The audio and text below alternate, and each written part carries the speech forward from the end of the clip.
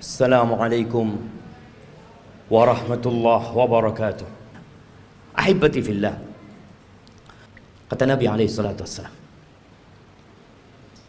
mengingatkan para sahabatnya, kaifa antum idza futiyat alaikum Faris war Rum, ayu qaumin antum?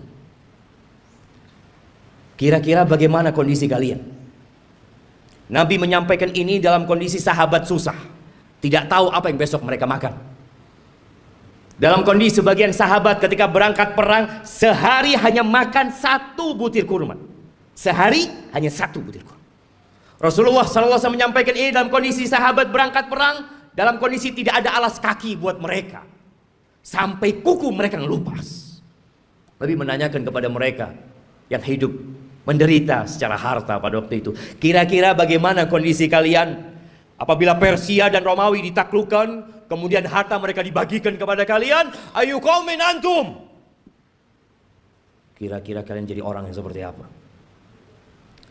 Kata Abdurrahman bin Auf, nakun kama qala Allah atau kama yaqul Allah. Kita akan menjadi manusia seperti yang Allah inginkan, yang Allah perintahkan. Kata Nabi SAW, awa ghaira dhalik, mungkin nggak seperti itu, kata Nabi SAW. Jamaah, kita pernah susah secara ekonomi. Ingat dulu mungkin ketika motor kita motor bekas. Ingat dulu ketika kita sebagian belum menikah, nggak punya apa-apa. Kemudian terus bertingkat kondisi ekonomi kita. Semakin membaik, dan terus Allah kasih lagi kepada kita. Sekarang bagaimana kondisi kita? Abdurrahman bin Auf mengatakan, kita akan menjadi orang seperti yang diinginkan oleh Allah dan Rasulnya. Tapi kata Nabi alaihi salatu wassalam, mungkin gak seperti itu kalian.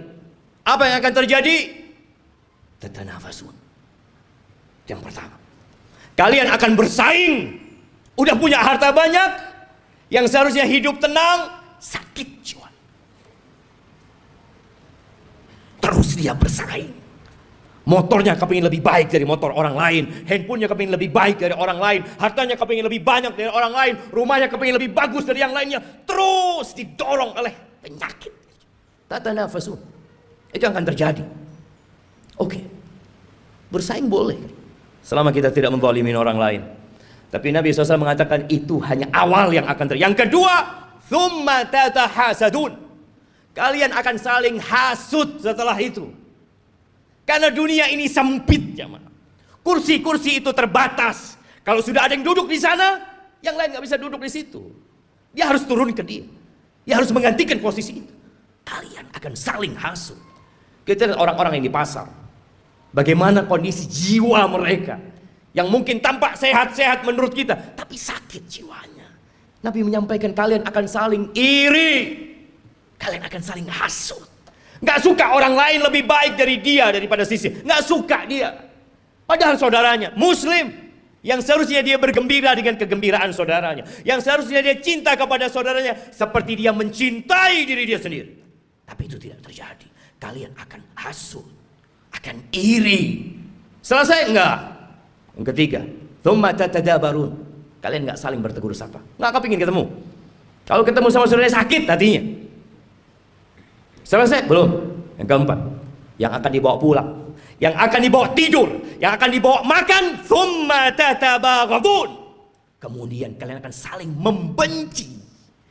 Kalian akan bermusuhan dengan saudara kalian sendiri. Ahibati fillah. Itu penyakit yang sudah menimpa kita. Nabi alaihissalatu wasallam mengatakan, dabba ilaikum da'ul umam. Sudah menyerang kalian penyakit-penyakit umat yang sebelumnya. Iri dan dengki.